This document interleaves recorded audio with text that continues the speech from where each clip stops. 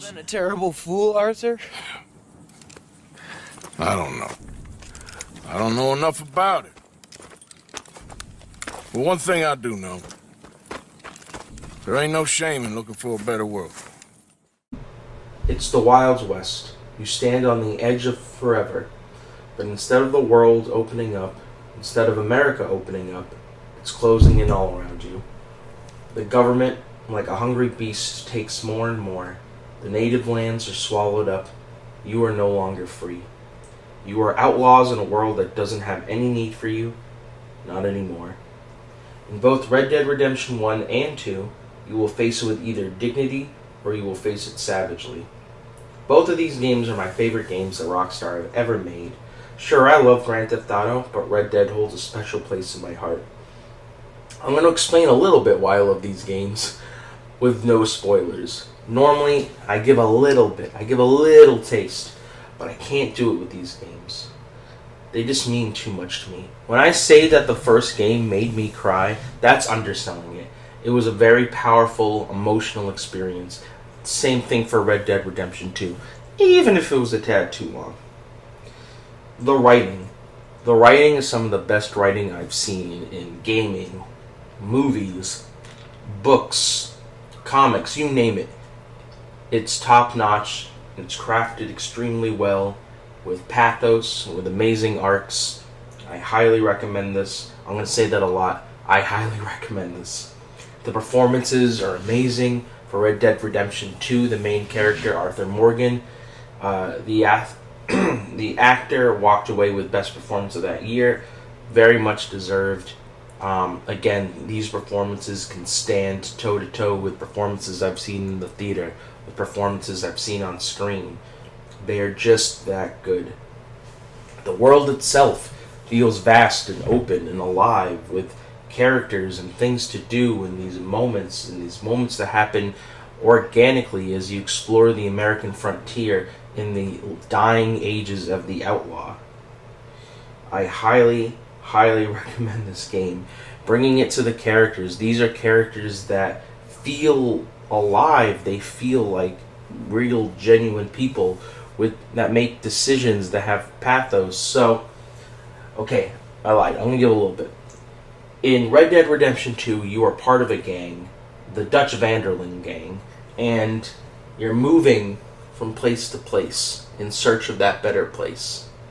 And I found so beautiful and organic about this game is you have this campfire. No matter where you are, you have a campfire.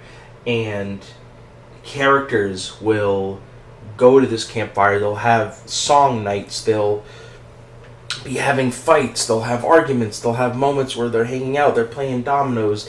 And it feels so real and organic that it's just a place where these people have chose to live their life and to search for that American dream of freedom. And it feels genuine. It feels like real people. That's why I love these games. Seeing the world through the eyes of outlaws in the dying days of the American West is fascinating.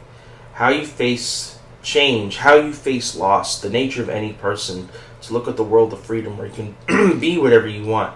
That's supposed to be America. For Arthur Morgan and John Marston, the main characters of these games, that's not the case. The world is circling them and closing around them.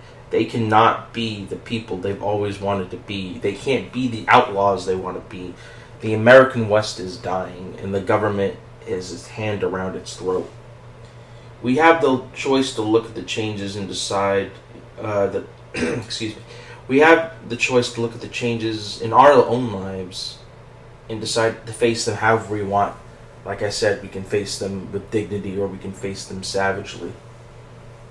In a time where America feels smaller than ever, in a world that feels incredibly small, we have to do what we can to make the world feel better, brighter, not only for ourselves, but for the people we love around us. And that's weird coming from a game that's about outlaws, and it's about breaking the law, and it's about rebelling against this government. But more than what the story tells is what you take from it. I always took this idea that the world is so beautiful and wide open, and it's amazing how big it could seem at times, but how small it's increasingly becoming with world events, with, how people, not even just politically, but how now we can look at the world through the internet, through video, through people taking photos, how interconnected it's gotten, but in a weird way how small it's gotten. And Red Dead Redemption has always made it feel like this is the last age of a time where everything seems big, everything seems infinite. There's one unknown, uncovered part of the world.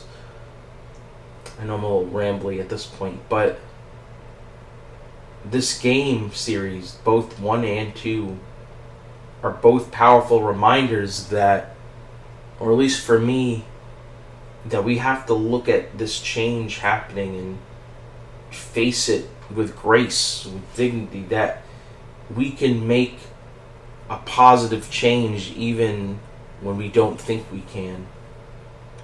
So, I highly recommend these games. From a narrative perspective, like I've been explaining for the last 6 minutes, they're incredible, they're amazing, they have such breadth and depth to their story. Arthur Morgan and John Marston are some of my favorite protagonists ever in any medium, in any game, book, movie, show, whatever have you. I love this world, and I can't stress that enough. Gameplay wise, the feeling of taking your horse and galloping into the sunset, looking for characters to meet, things to do, trains to rob, rolling into town, going to your camp. It all feels so alive, so natural, interacting with this world. It feeds one another. What you see in gameplay is bolstered up in story. What is bolstered up in gameplay is what's bolstered up in story, and it's a beautiful cycle. I love Grand Theft Auto. Grand Theft Auto 4 is a great game. I just played it again. It's still incredible. I'm currently going through Grand Theft Auto 5. I'm going to go through Grand Theft Auto San Andreas and Grand Theft Auto Vice City and 3, but Red Dead 1 and 2 are some of the most powerful experiences I've ever had with the medium of games. And more than just being Red Dead, it's a showing that this is a medium that can do what no other medium can do in terms of interactivity, with telling its story, with putting you in the boots of these people.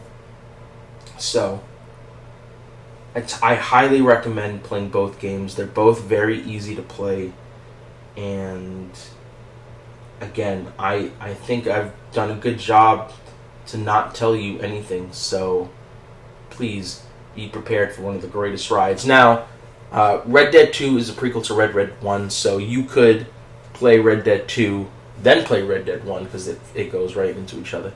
Or you can do them in release order. Whatever order you play it, you're bound for an amazing time. Thank you. This has been episode 40. I hope you have a good day.